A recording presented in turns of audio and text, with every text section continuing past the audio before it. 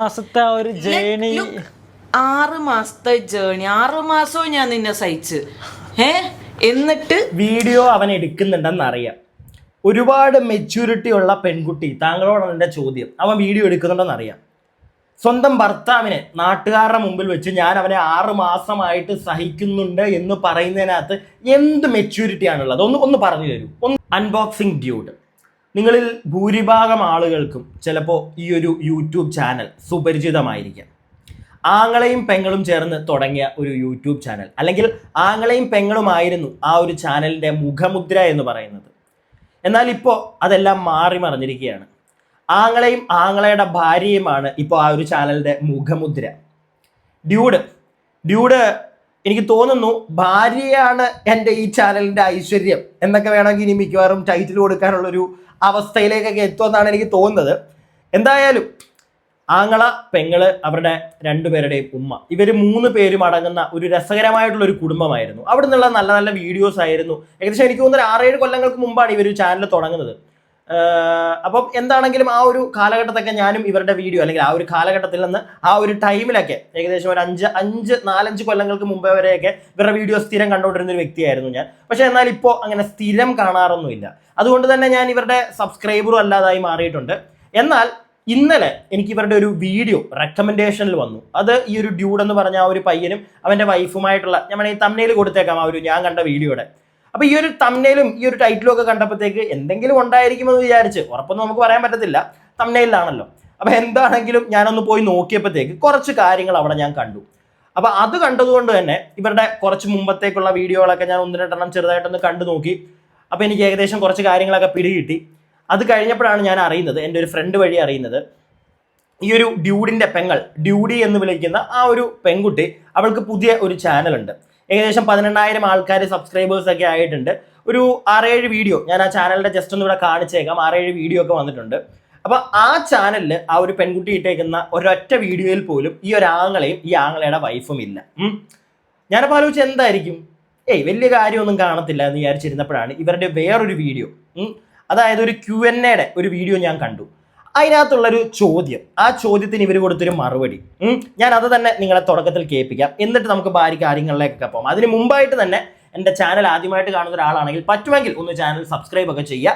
ഇനി നമുക്ക് കാര്യത്തിലേക്ക് കിടക്കാം. ഈ ഒരു വീഡിയോ നിങ്ങളൊന്ന് കണ്ടേ. പിന്നെ കുറേ ആൾക്കാർ ചോദിച്ചതാണ് ഡ്യൂഡി എവിടെ പോയി, ഡ്യൂഡിൻ്റെ ചാനലിൽ കാണുന്നില്ല. അത് കുറേ കമൻസ് ആയിരുന്നു. എനിക്ക് വന്നിപ്പോൾ റീസെൻ്റ്ലി ഒരു 10 വീഡിയോസ് ആയിട്ട് കുഞ്ഞു നമ്മളെ ചാനലിൽ ഇല്ല. സോ അതിന് റീസൺ എന്താ വെച്ചാൽ കുഞ്ഞിപ്പം എന്താ പറയുക, അവളുടെ ഫ്രണ്ട്സും കോളേജിൻ്റെ അവളുടെ ആദ്യം കോളേജിൽ പോയിരുന്നു. കോളേജിൽ പോകുമ്പോൾ ആ ഒരു തിരക്കും ഇതൊക്കെ ആയിരുന്നു. അവള് 2 മണിക്കൂറോളം അത് ട്രാവൽ ചെയ്യുന്നുണ്ട് അവള്. അപ്പൊ ആ ടൈമിൽ ഉണ്ടായിരുന്നില്ല. ഇപ്പൊ ആൾക്ക് ഇപ്പം അവള് കഴിഞ്ഞ് ഫ്രീ ആയി. അപ്പൊ ഫ്രണ്ട്സിന്റെ കൂടെ അന്ന് ലൈവില് വന്നപ്പോഴും കണ്ടില്ല അവൾ ഉണ്ടാവില്ല. അതുകൊണ്ട് തന്നെ ഇനി നമ്മളെ ചാനലിൽ അവൾ ഉണ്ടാവാന്നുള്ള ക്വസ്റ്റ്യൻസിന് മേ ബി ചാൻസ് കുറവാണ്. കാരണം അവളിപ്പോൾ ഓൾറെഡി വേറെ ചാനലുണ്ട്. കാരണം അവൾ പുറത്ത് പോകുന്നൊക്കെ അവളുടെ ഫ്രണ്ട്സും അങ്ങനെയൊക്കെയാണ്. അപ്പം ഞാൻ ഇവളും പുറത്ത് പോകുന്നത് ഞങ്ങളുടെ ഫ്രണ്ട്സ് സർക്കിളും അങ്ങനത്തെ ഗ്യാങ്സ്. അപ്പം ഞങ്ങൾ പുറത്ത് പോകുമ്പോൾ അവൾ വേറെ സ്ഥലത്തേക്ക്, അപ്പം ഞങ്ങളുടേക്ക് ഷൂട്ട് ചെയ്യുക, അവൾ അവളുടേക്ക് ഷൂട്ട് ചെയ്യുക. അപ്പം അതങ്ങനെ സെപ്പറേറ്റിലേക്ക് ഇനി പോകാൻ ചാൻസ് എന്നാണ് എനിക്ക് പേഴ്സണലി തോന്നുന്നത് ഗൈസ്. ഓക്കെ, ഞങ്ങൾക്കും അങ്ങനെ തന്നെയാണ് തോന്നുന്നത്. അതായത് ഇനി ആ പെൺകുട്ടി ഈ ഒരു ചാനലിൽ വരാൻ ചാൻസ് കുറവാണെന്ന് ഞാനല്ല പറഞ്ഞത്, ആ ഒരു പയ്യൻ തന്നെയാണ് പറയുന്നത്. എന്തായാലും അതിനുള്ള ചാൻസസ് വളരെ കുറവാണ്. പക്ഷേ എൻ്റെ ഒരു സംശയം, ഡ്യൂഡേ, നിങ്ങളുടെ കല്യാണം കഴിഞ്ഞ് ആദ്യത്തെ കുറച്ച് കാലങ്ങൾ ആ ഒരു പെൺകുട്ടി നിങ്ങളുടെ ചാനലിൽ വരുന്നുണ്ടായിരുന്നല്ലോ, അല്ലെങ്കിൽ അവരും കൂടെ ഇൻക്ലൂഡ് അവളും കൂടെ വെച്ചിട്ടാണല്ലോ നിങ്ങൾ ഈ ചാനൽ ഇത്രയും റീച്ച് കൊണ്ടുവന്നത്. ആ ഒരു സമയത്തൊക്കെ ആ ഒരു പെൺകുട്ടി ഉണ്ടായിരുന്നു നിങ്ങളുടെ കല്യാണം കഴിഞ്ഞ ടൈമിലൊക്കെ.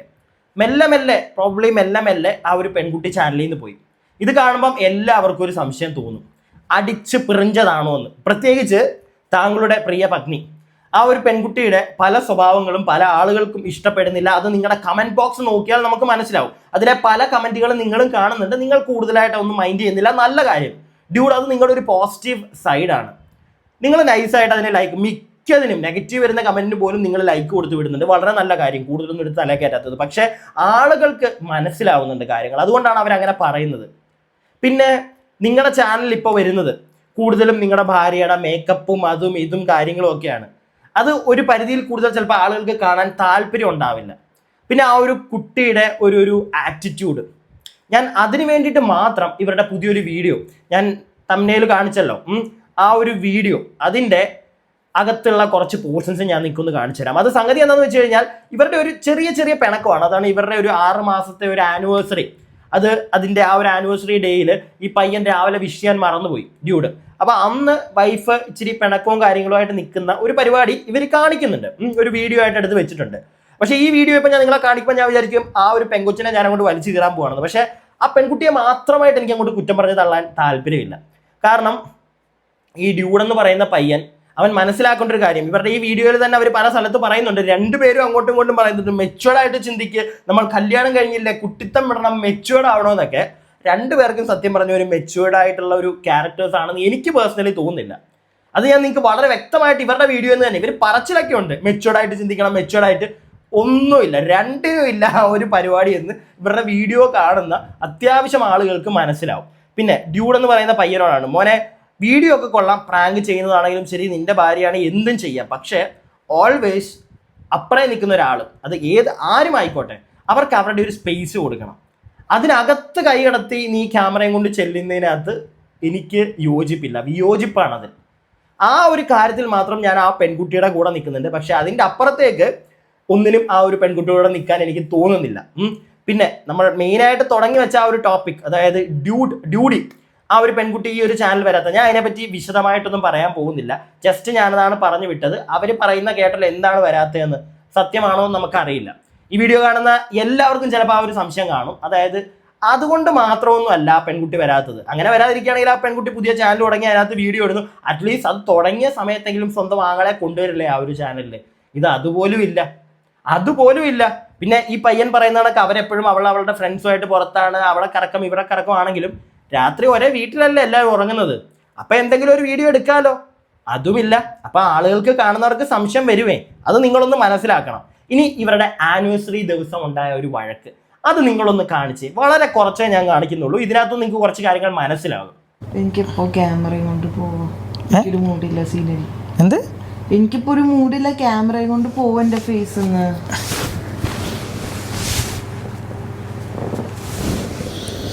എന്റെ ബേബിക്ക് മൂഡില്ല എന്നൊക്കെ പറയുന്നുണ്ട്. സാലി കളിക്കല്ലേ സാലി, ക്യാമറയും കൊണ്ട് പോവാ ഞാൻ പറഞ്ഞു. നാണം കൊണ്ടാണോ? എപ്പോഴും ഫണ്ണല്ല ഇത്, നാണം കൊണ്ടാണോ? എപ്പോഴും ഫണ്ണല്ല. It's not cool. Okay, it's not cool. Okay, Sally ഒരുമാതിരി കുറച്ചും കൂടെ ഒന്ന് മെച്ചുവർ ആയിട്ട് ഇതാക്കി, ഇങ്ങനെ കളിച്ചിരിക്കല്ലേ. ഞാൻ പറഞ്ഞു ക്യാമറയും കൊണ്ട് സാലി എന്റെ ഫേസിൽ നിന്ന് ക്യാമറയും കൊണ്ട് പോ.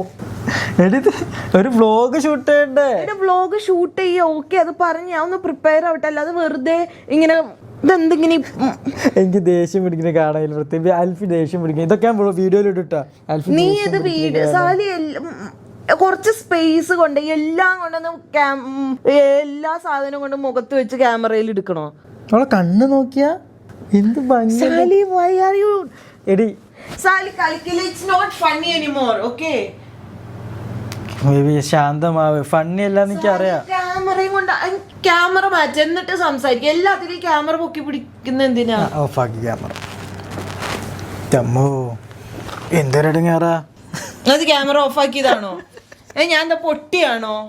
Sally why are you fucking laughing bro? എന്റെ ഓഡിയൻസ് എല്ലാം കാണണമെന്ന് എനിക്ക് എല്ലാം കാണണം.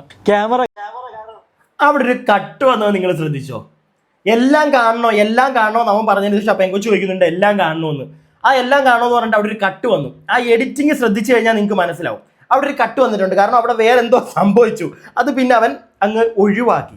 ആ സംഭവിച്ചത് എന്തായിരിക്കും എന്ന് വിചാരിച്ചു കഴിഞ്ഞാൽ ചിലപ്പോൾ വേറെ എന്തെങ്കിലും ആ പെൺകുട്ടി ചോദിച്ചു കാണും.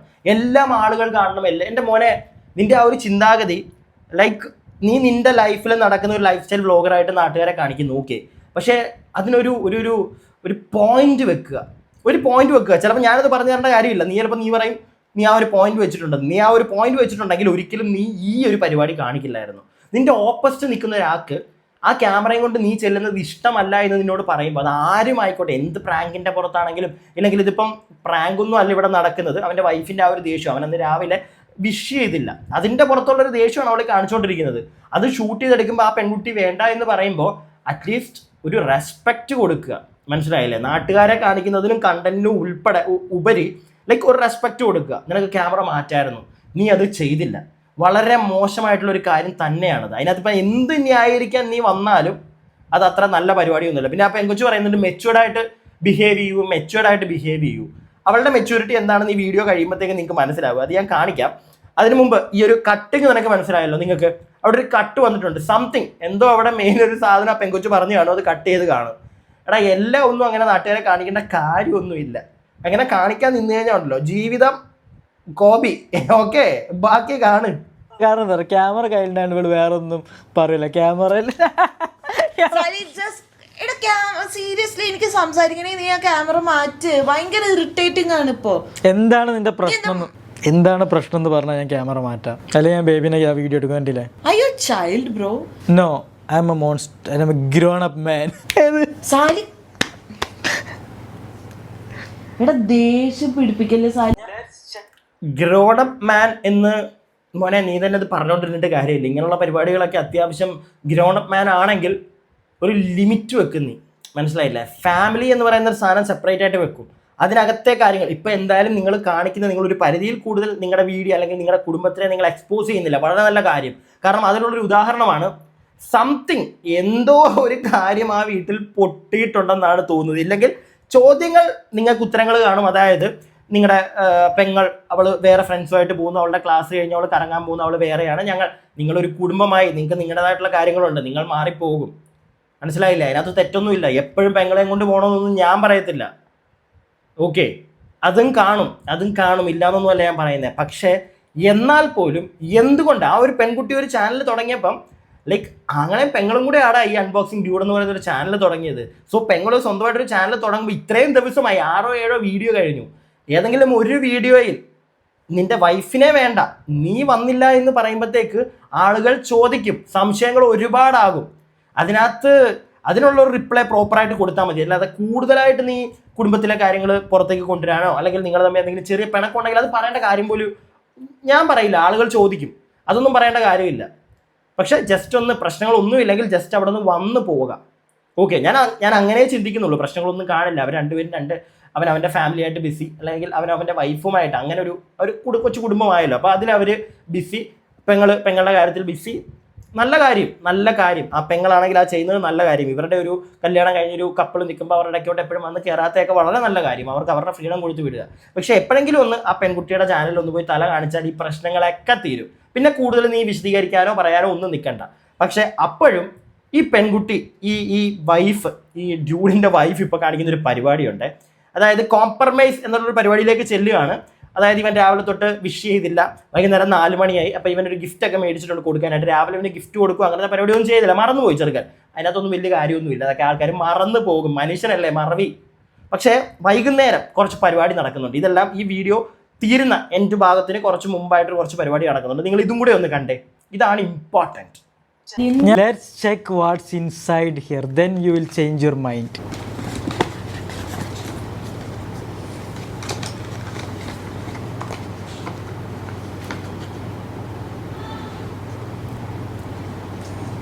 ധാര പൊട്ടിച്ച് Maybe the pork or maybe the me. ഞാൻ നോക്കാൻ വേണ്ടി പൊട്ടിച്ചതാ. എന്തടി എടി, ഞാൻ ചുമ്മാ ഒരു വീഡിയോക്ക് വേണ്ടി ചെയ്തതല്ലേ. ഇത്ര എക്സ്പെൻസീവ് ആയിട്ട് ഗിഫ്റ്റ് ഒക്കെ മേടിച്ചിട്ട് വെറുതെ എന്റെ മൂഡ് കളഞ്ഞ് തന്നിട്ട് എന്തിനാ? അൽഫി, നിനക്ക് രാവിലെ എനിക്ക് ഗിഫ്റ്റ് വേണ്ട, നിനക്ക് ഗിഫ്റ്റ് വേണ്ട, അത് എനിക്കറിയാം. പക്ഷെ നമ്മളുടെ ഒരു സന്തോഷത്തിന് 6 month മൂഡ് കളയുന്നതായിരുന്നു നിന്റെ 6 മാസത്തെ ഒരു ജേണി. 6 മാസത്തെ ജേണി, 6 മാസവും ഞാൻ നിന്നെ സഹിച്ച്. എന്നിട്ട് വീഡിയോ അവൻ എടുക്കുന്നുണ്ടെന്ന് അറിയാം. ഒരുപാട് മെച്യൂരിറ്റി ഉള്ള പെൺകുട്ടി, താങ്കളോടാണ് എൻ്റെ ചോദ്യം. അവൻ വീഡിയോ എടുക്കുന്നുണ്ടെന്ന് അറിയാം. സ്വന്തം ഭർത്താവിനെ നാട്ടുകാരുടെ മുമ്പിൽ വെച്ച് ഞാൻ അവനെ 6 മാസമായിട്ട് സഹിക്കുന്നുണ്ട് എന്ന് പറയുന്നതിനകത്ത് എന്ത് മെച്യൂരിറ്റി ആണുള്ളത്? ഒന്ന് പറഞ്ഞു തരൂ. ഒന്ന് പറഞ്ഞു തരണം. നിങ്ങൾ വീഡിയോ കാണുന്നുണ്ടെങ്കിൽ എന്ത് മെച്യൂരിറ്റി അതിനകത്തുള്ളത്? നാട്ടുകാരുടെ ഫ്രണ്ടിൽ വെച്ച് ആളുകൾ കാണുന്നുണ്ട്. നിങ്ങളുടെ പേഴ്സണൽ സ്പേസിലാണെങ്കിൽ നിങ്ങൾക്ക് അത് പറയാം, അതൊന്നും അത്ര വലിയ കാര്യമൊന്നുമല്ല. നമ്മൾ അങ്ങോട്ടും ഇങ്ങോട്ടും ഒക്കെ ചിലപ്പം ചൊറിയുന്ന പരിപാടി അല്ലെങ്കിൽ ഇങ്ങനെയൊക്കെ കാണുമ്പോഴത്തേക്ക് നമ്മൾ പറയും. പക്ഷെ ആളുകൾ കാണുന്നുണ്ട് എന്ന് അറിഞ്ഞുകൊണ്ട് തീരെ മെച്യൂരിറ്റി ഇല്ല നിങ്ങളുടെ ഭർത്താവിന്. ഓക്കെ, നിനക്കുണ്ടല്ലോ. നീ അതാണല്ലോ പറയുന്നത്, ഇച്ചിരി മെച്യൂരിറ്റി കാണിക്കാനൊക്കെ നേരത്തെ പറഞ്ഞോട്. നിനക്കത് കാണിച്ചൂടെ? ഇച്ചിരി മെച്യൂരിറ്റി നിനക്കും കാണിച്ചൂടെ? ഇങ്ങനൊരു വർത്തമാനം പറയേണ്ട കാര്യമുണ്ടോ? പിന്നെ അതിന് മുമ്പായിട്ട് ആ പെൺകുട്ടി പറയുന്നതൊക്കെ വളരെ കറക്റ്റായിട്ടുള്ളൊരു കാര്യം തന്നെ. അതായത് അവൾക്ക് ഗിഫ്റ്റ് അല്ല വേണ്ടത്, നിന്റെ ആ ഒരു വിഷയമായിരിക്കും വേണ്ടത്. അത് നീ കൊടുക്കാൻ പറ്റിയില്ല, അപ്പം പിന്നെ സോറി പറഞ്ഞ് അവിടെ തീർക്കുക. അല്ലാതെ പിന്നെ കിടന്ന് മെഴിയാൻ നിൽക്കുന്നതും അതിൻ്റെ ആവശ്യമില്ല. അവൾ പറയുന്ന ആ ഒരു കാര്യത്തിലൊക്കെ ഇച്ചിരി ഉണ്ട്, കാര്യങ്ങളുണ്ട്. പ്രത്യേകിച്ച് നേരത്തെ പറഞ്ഞ പോലെ ഈ ക്യാമറ എടുത്തുകൊണ്ട് എപ്പോഴും ഫ്രണ്ടിൽ കൊണ്ടുവന്ന് വെച്ചിട്ട് അങ്ങോട്ട്, അതൊക്കെ എനിക്ക് അതിനോടൊന്നും യോജിക്കാൻ പറ്റുന്നില്ല. ഒരു പേഴ്സണൽ ലൈഫ് കാണില്ല എല്ലാവർക്കും, അല്ലെങ്കിൽ ആ ഒരു പേഴ്സണൽ ലൈഫ് ഒരു പരിധിയിൽ കൂടുതൽ ഒപ്പിയെടുത്ത് നാട്ടുകാരെ കാണിക്കുന്നതിനോട്, അത് എന്തൊക്കെയാണെങ്കിലും എനിക്ക് അതിനോടൊരു പരിധിയിൽ കൂടുതൽ അങ്ങോട്ട് യോജിപ്പില്ല. ഇത് എൻ്റെ മാത്രം അഭിപ്രായമാണ്. പക്ഷെ അത് പറഞ്ഞ ആ പെൺകുട്ടി തന്നെ, മെച്യൂരിറ്റിയുടെ ഒക്കെ കാര്യം പറഞ്ഞ പെൺകുട്ടിക്ക് തീരെ മെച്യൂരിറ്റി ഇല്ല എന്ന് ഈ അവസാന ഭാഗം കൊണ്ട് എനിക്ക് ഏകദേശം മനസ്സിലായി. നിങ്ങൾക്ക് എന്താ മനസ്സിലായിട്ടുണ്ടോ? നിങ്ങളുടെ അഭിപ്രായം താഴെ കമൻറ്റ് ബോക്സിൽ പറയുക. ഞാൻ എൻ്റെ അഭിപ്രായം പറഞ്ഞതേ ഉള്ളൂ. വീഡിയോ ഇഷ്ടപ്പെട്ടാൽ ലൈക്ക് ചെയ്യുക. സബ്സ്ക്രൈബ് ചെയ്യാതെ കാണുന്ന ഒരുപാട് ആൾക്കാർ കാണും, പറ്റുമെങ്കിൽ സബ്സ്ക്രൈബ് ഒക്കെ ചെയ്യുക. പിന്നെ ഫാമിലി വ്ളോഗേഴ്സിനോടാണ്, വീട്ടിലെ പ്രശ്നങ്ങൾ ഒരുപാട് ഇനി നാട്ടുകാർ ഒരുപാട് ചൊറിഞ്ഞു എന്ന് പറഞ്ഞിട്ടാണെങ്കിലും ശരി, പുറത്തേക്ക് അധികം കൊണ്ടുവന്നിടണ്ട. പിന്നെ ആളുകൾക്ക് കാര്യം മനസ്സിലാവും, അപ്പോൾ നമ്മളെടുത്ത് വെച്ച് ഇതൊക്കെ റിയാക്ട് ചെയ്യും, അത്രേ ഉള്ളൂ. അതിൻ്റെ അപ്പുറത്തേക്ക് ഒരു പരിധിയിൽ കൂടുതൽ നിങ്ങൾ തലയിലെടുത്ത് കയറ്റി പേഴ്സണൽ പ്രശ്നം എടുത്ത് പുറത്ത് കൊണ്ടുവന്ന് ഇട്ട് കഴിഞ്ഞാൽ നിങ്ങൾ തന്നെ നാളെ കുഴിയിലോട്ട് വീഴും. അതും കൂടെ പറഞ്ഞ് ഞാൻ അങ്ങോട്ട് നിർത്തുന്നു. അടുത്ത വീഡിയോയ്ക്കായി stay tuned and stay weird.